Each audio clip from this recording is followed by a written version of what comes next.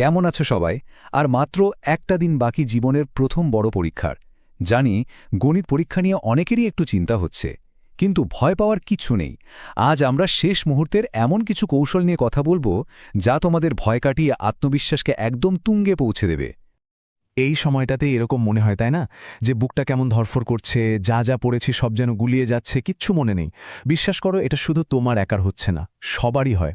কিন্তু একদম চিন্তা করো না, আজকের এই আলোচনাটা তোমার আত্মবিশ্বাসকে 0 থেকে 100-তে নিয়ে যাবেই। আমরা আজ কোনো কঠিন অঙ্ক করব না, শুধু ধাপে ধাপে দেখে নেব শেষ দিনে কোন কোন জিনিসগুলো একটু ঝালিয়ে নিলেই পরীক্ষার হলে তুমি একেবারে আত্মবিশ্বাসী হয়ে বসতে পারবে। তাহলে চলো দেখে নেওয়া যাক আজকে আমাদের আলোচনার রোড ম্যাপটা কি। প্রথমে আমরা কথা বলবো শেষ 24 ঘন্টায় আমাদের কি করা উচিত। তারপর প্রত্যেকের জন্য আলাদা আলাদা প্ল্যান খুঁজে নেব। এরপর থাকছে একটা দারুণ স্টাডি রুটিন, খাতা কিভাবে সাজালে বেশি নম্বর ওঠে, আর সব শেষে থাকবে পরীক্ষার জন্য একরাশ মোটিভেশন।